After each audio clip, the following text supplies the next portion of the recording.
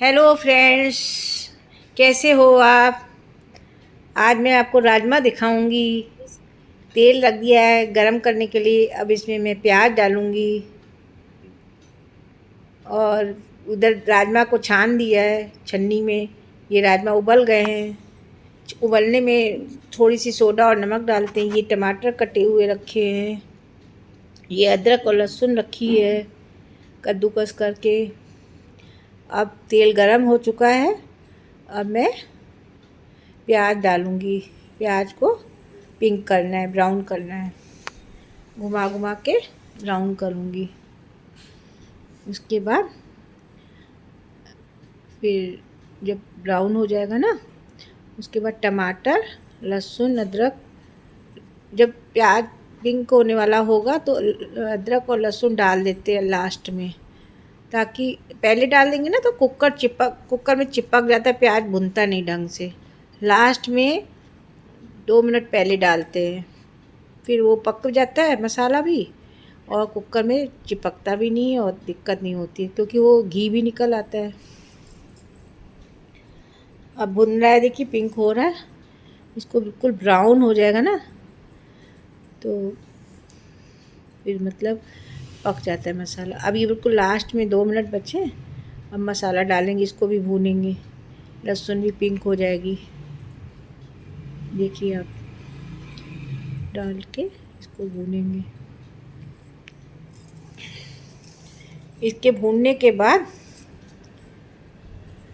प्याज जब भून जाएगा ना, तब बाद में टमाटर लास्ट में डालते हैं। पहले मसाले डाल के फिर टमाटर डाल देते हैं। और जब मसाला पूरी तरह से बन जाए ना, तो गैस को बंद कर देना चाहिए। कभी कभी मसाले जल जाते हैं। गैस को बंद करके फिर हल्दी मिर्चा डालना चाहिए। घी में ही हल्दी मिर्चा डाल के फिर टमाटर डालेंगे। उससे क्या होता है ना कि कलर अच्छा आता है। कश्मीरी मिर्च से बहुत अच्छा कलर आता है और तेज भी नहीं लगता है, मिर्च नहीं लगते उसमें। देखिए पूरी तरह से ब्राउन हो रहा है अच्छी तरह से।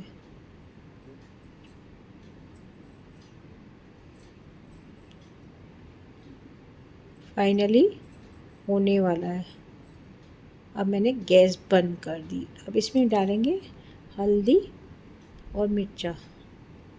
गैस बंद करने से क्या होता है ना, जलता नहीं है मसाला, नहीं तो डालते डालते पक जाता है और जलने लगता है। धनिया डालेंगे, टमाटर डालेंगे, नमक भी डालेंगे। मसालों को भून के टमाटर डाल देंगे। नमक कम डालेंगे क्योंकि राजमा में उबाले थे ना, उसमें नमक डाला था। अब टमाटर, मिर्चा, हरी मिर्चा डाल के भून के जो राजमा वाला पानी था ना, वो इसमें डाल देंगे। पानी को फेंकते नहीं हैं, देखिए इसी में सारे विटामिन्स होते हैं राजमा के। उबाला था, ये पानी है उसका, ये डाल देंगे। इतना डालेंगे कि बस 1-2 विसिल लग जाए, तो ताकि मसाला पक जाए। विसिल लगने से प्याज और ये सब गल जाएंगे। उसके बाद अब ग्राइंडर लगा देंगे,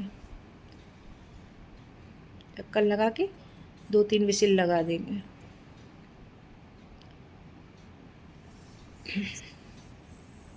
अब देखिए विसिल लग गई। अब खोला, ब्लेंडर मैंने निकाल के रखा है। अब इसको में ब्लेंडर लगाएंगे। देखिए इस तरह से घी निकल आता है।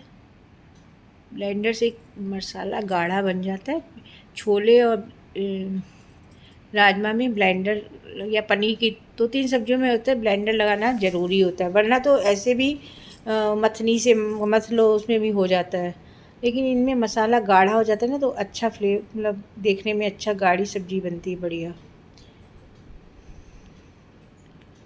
कुछ सब्जियों में ब्लेंडर ज़रूरी होता है, वरना तो हम तो ज़्यादातर मथनी से करके ऐसे विसिल लगा के मथनी लगा देते हैं, और सब्ज़ी जो होती है उसको भून लेते हैं।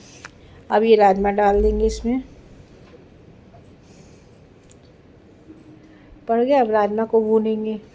राजमा अच्छे से गल गए, बढ़िया फर्स्ट क्लास। कच्चे कच्चे चीज़ें नहीं अच्छी लगती, ना छोले कच्चे अच्छे लगते हैं, ना राजमा अच्छे लगते हैं। बिल्कुल गले हुए ही अच्छे लगते हैं। इसको खूब बढ़िया से भूनेंगे, घी निकला है। घी मीन्स मतलब कि तेल, मेरे मुंह से बाबा घी निकलता है, तेल डालते ना, तेल निकला है। ये तेज पत्ता डाल देंगे 2, इसका फ्लेवर आ जाएगा भूनने में।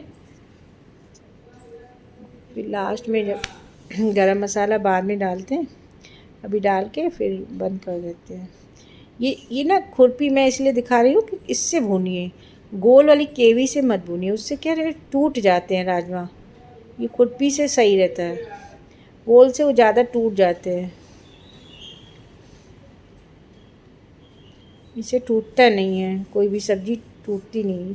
अभी पानी डालेंगे, वही वाला बचा था। एक्स्ट्रा पानी अगर डालना हो तो सादा पानी डालेंगे, थोड़ा सा अपनी तरफ से डाल देंगे। गाढ़े हैं ना अभी, अभी थोड़ा और वाइट पानी पड़ेगा, ये अपने हिसाब से पानी डालना है, क्योंकि इसके साथ चावल बनता है ना, तो थोड़ा रसा तो अच्छा लगता ही है, और थोड़ा रखने से भी गाढ़ा हो जाता है।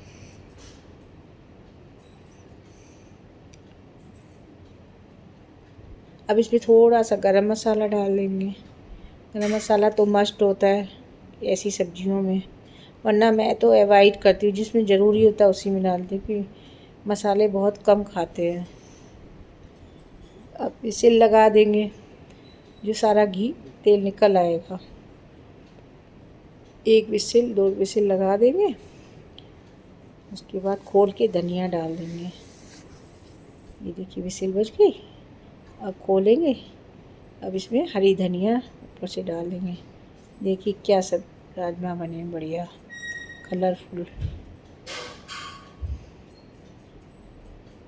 इसमें धनिया डाल देंगे, हरी धनिया तो इतना फ्लेवर अच्छा लगता है ना, धनिया के बिना तो सब्जी अधूरी लगती है, मज़ा नहीं आती बिना धनिया के।